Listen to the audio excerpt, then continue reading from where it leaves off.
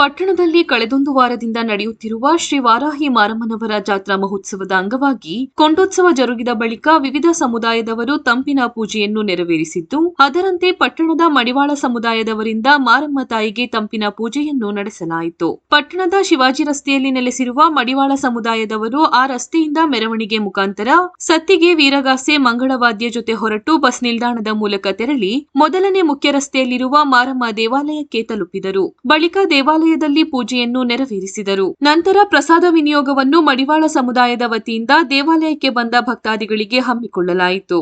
ತಂಪಿನ ಪೂಜೆಯ ವಿಶೇಷ, ಮಹಿಳೆಯರು ಅಕ್ಕಿ ತಂಬಿಟ್ಟು, ಎಳ್ಳು ತಂಬಿಟ್ಟು, ಗಣಲೆ ಹೂವಿನಿಂದ ಮಾಡಿದ ಹಾರ, ಬಣ್ಣ ಬಣ್ಣದ ಹೂಗಳನ್ನು ತಂದು ತಾಲೂಕಿನಲ್ಲಿ ಮಳೆ ಬೆಳೆ ಉತ್ತಮವಾಗಿರಲಿ, ಎಲ್ಲರೂ ಸೌಖ್ಯದಿಂದಿರಲಿ ಎಂದು ವಿಶೇಷವಾಗಿ ಪೂಜೆ ಸಲ್ಲಿಸಿದರು. ನಂತರ ದೇವಾಲಯದ ಬಳಿ ಪೂಜೆ ಸಲ್ಲಿಸಿ ಬಳಿಕ ತಂಬಿಟ್ಟನ್ನು ನೆರೆಹೊರೆಯವರಿಗೆ ಹಂಚಿ ರಸ್ತೆಯುದ್ದಕ್ಕೂ ಪಟಾಕಿ ಸಿಡಿಸಿ ಯುವಕರು ವಿಜೃಂಭಣೆಯಿಂದ ಸಂಭ್ರಮಿಸಿದರು. ಇದೇ ಸಂದರ್ಭದಲ್ಲಿ ಸಮಾಜದ ಅಧ್ಯಕ್ಷರು ಹಾಗೂ ಯಜಮಾನರು, ಮುಖಂಡರು, ಯುವಕರು, ಮಹಿಳೆಯರು ಹೆಚ್ಚಿನ ಸಂಖ್ಯೆಯಲ್ಲಿ ಹಾಜರಿದ್ದರು.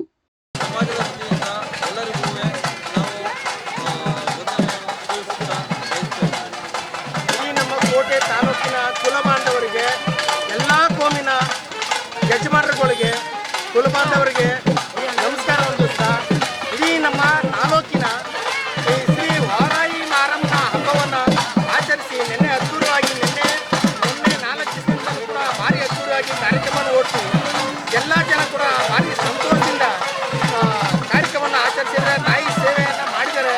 ಹಾಗಾಗಿ ಮುಂದೆ ನಿನ್ನೆ ನಮ್ಮ ಸಿದ್ದಪ್ಪಾಜಿ ಗ್ರಾಮದವರು, ನಮ್ಮ ಸಿದ್ದಪತಿ ಗ್ರಾಮದವರು ಕೂಡ ಹೊಗೆ ಪೂಜೆ ಸಾಮಾನ್ಯವನ್ನು ತುಂಬ ಅದ್ದೂರಿಯಾಗಿ ಆಚರಿಸಿದ್ದಾರೆ. ಹಾಗಾಗಿ ನಮ್ಮ ನಾಯಕರ ಬದಿ ಜನಾಂಗದವರು ಕೂಡ ಭಾರಿ ಅದ್ದೂರಿಯಾಗಿ ಆಚರಿಸಿದ್ದಾರೆ.